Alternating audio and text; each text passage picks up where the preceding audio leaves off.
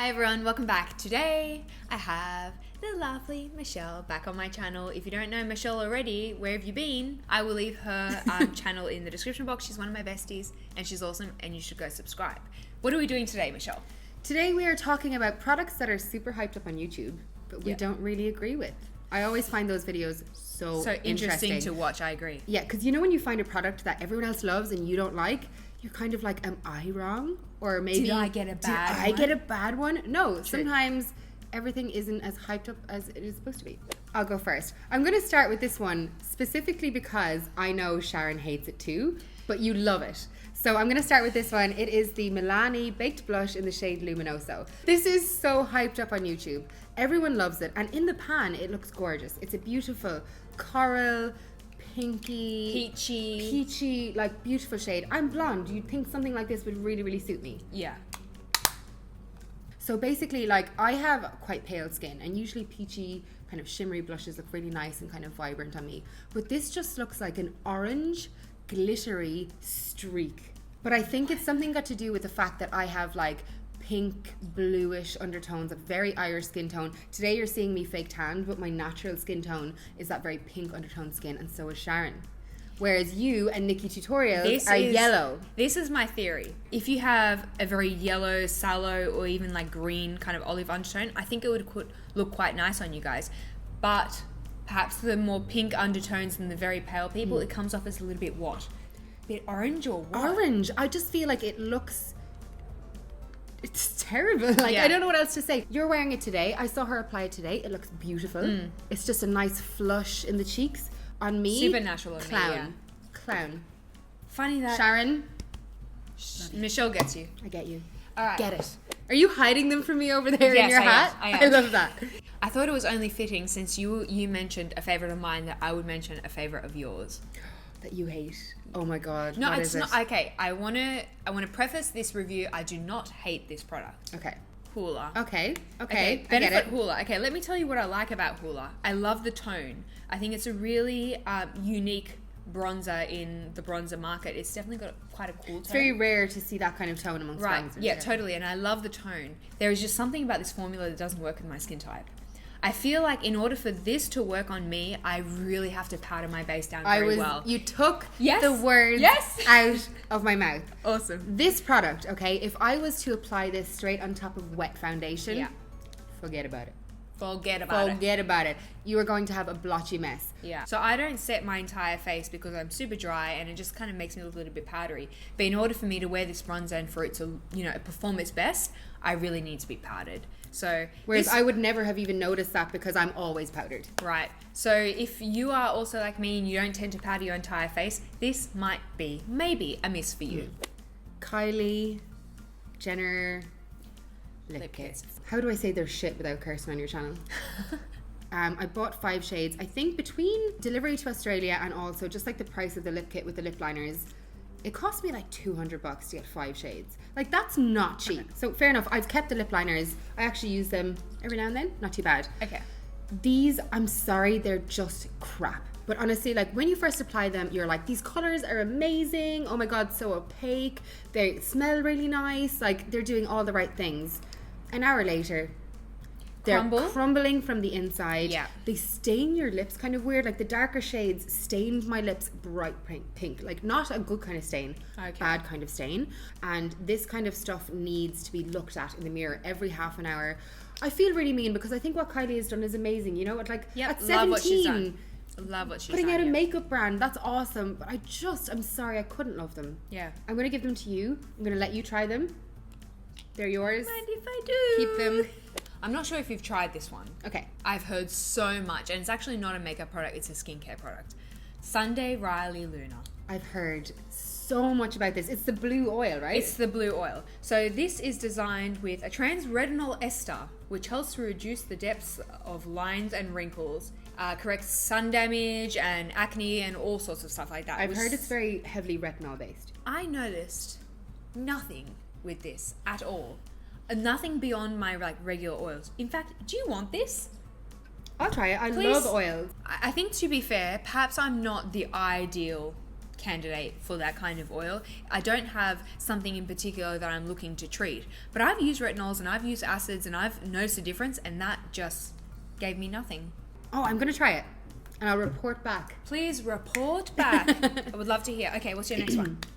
Okay, so my next product, I think it's one that you like. Recently you found something better. Urban Decay Naked.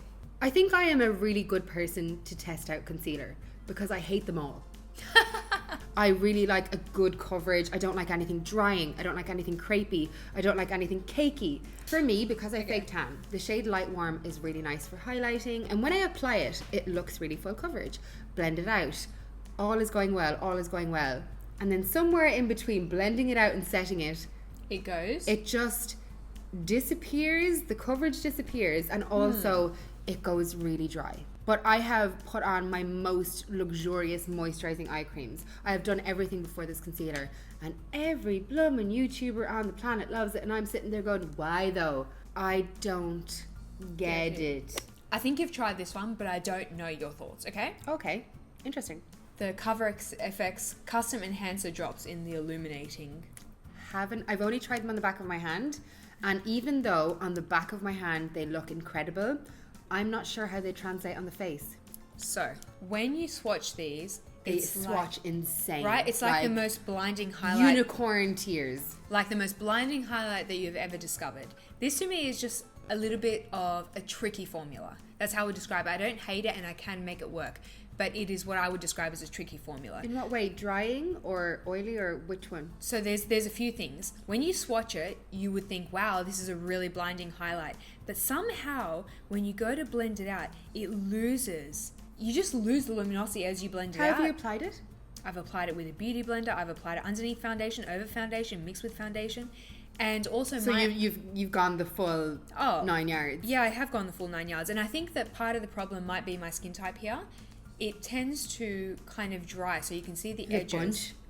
You can see like the edges. You can see where the highlight begins and where it ends. Can you see how I can see exactly what you're talking about in your hand. I don't think this is a bad product. No. I think it's just one of those products that's almost more work than it's worth. I have beautiful cream highlights I can quickly dab on my cheekbone, whereas this is something that really requires more work for my skin. It needs a bit of attention. Needs a bit of attention. Okay. So my next product, I don't hate this product at all. It's actually one of my first luxury products that I bought and like spent my own money on. I was so excited about it. I think I know what you're talking about. But 3 years on, don't know if I'd spend $50 or $60 on it. Show me. I think that's a lot of money for a sheer balmy lipstick. It's a beautiful peach. It's gorgeous. It is. These are really beautiful. So this is the Volupte. I always mispronounce that. I'm never going to get it right, all right? It's a very, very creamy formula. You wouldn't want a dark shade in this. It would slip everywhere. The light shades, I think, are nice if you like that kind of texture, but they're so slippy. I'm just constantly concerned that I'm going to rub it all over my face. I feel terrible saying this one. Like, I literally feel like I'm telling on an old friend. I have Rimmel lipsticks that look the same on my lips. Yeah, yes, I agree. It's just a lot of money. It smells good, though. Second last overrated product. I don't think you've tried this one. This is the Josie Maran Vibrancy Foundation. No, I haven't. I've never heard even anyone rave about this. So this is definitely a part of the Jaclyn Hill made me buy it category. Okay. This is such a funny foundation. That's the only way I can describe it. Be honest. Come on. Give it to me straight. Give it to me straight. It's very sheer and it's super slippy. I have a really dry skin type. I like If you're saying it's too slippy, I would hate it. Hate. So it's very slippy. I find that because it's so sheer, I'm fine with sheer foundations if you can build them a little bit in areas, but because it never sets, you can't build it. You can't build it. It just continues to shift and it doesn't layer very well. The interesting thing about this one is you cannot layer powders over it. If you wanted to add a powder blush, it would just patch up. If someone had said to me that there would be a foundation that was just too dewy and too sleepy for me and too sheer, I would have actually laughed at them because you love the sheer, the slip, the dew. There it is. There you go. There you go. So as I was saying before, I'm not a nasty person. I just don't like most concealers. It is the Too Faced Born This Way concealer. This would be so much more suited to a very young, non-problematic skin type. I just felt like when I was putting it on, it looked so hydrating, so creamy, great colors, very yellow for fake tanners. Like if you like fake tan, very yellow. So if you do fake tan, you might love this. But on me, I just felt like by the time I blended it out, and then especially when I put powder over it, all of the benefits just disappear. I think the problem is that it shears out too much on me. And although the one thing I do really like about this is that it's very hydrating. Okay. So in comparison to the Naked Skin concealer and all of those really drying concealers, I would pick this over them. But it shears out too much. I still have this and I still use it at home, but there's just, this formula just doesn't do it for me. No, me either. No. I have one final overrated product and I don't actually physically have it with me. I was looking for this product for ages and I feel like I might have given it away because it was so underwhelming.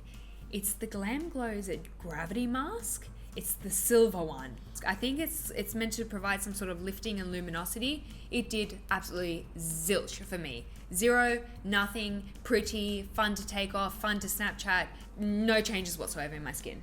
I think a lot of the hype around this mask is based on people who don't understand skincare but enjoy the fun of a face mask. There's a word for fun skincare. It's called skintertainment. Skintertainment. I hate to say this, but I think that a lot of the hype and the success of that mask is actually due to the skintertainment and not the actual, performance of the mask. But for $70, I think it is in Australia. Nah. That's a lot of money. I think if you're looking for a mask that's fun and a little pep me up during the week, then maybe. But if you're looking for serious results, I would probably give that one a skip. $70. Just for a bit of like skintertainment. Skintertainment. So those are our 10 products that we think are overrated and not worth the hype. I would love to hear, what are some popular products that you've tried that you felt were not worth the hype and very overrated? Or even your thoughts on the products that we've talked about today. If you like what I do, don't forget to subscribe down below and we will see you very soon. Yeah. Bye. Are you ready? Are you ready? I don't know. Am I? I don't know if you're ready. Trying to miss up when I'm missing you. Ooh. Hey, shorty. And it makes me do this. Where I go. And one of them is how bad I need ya.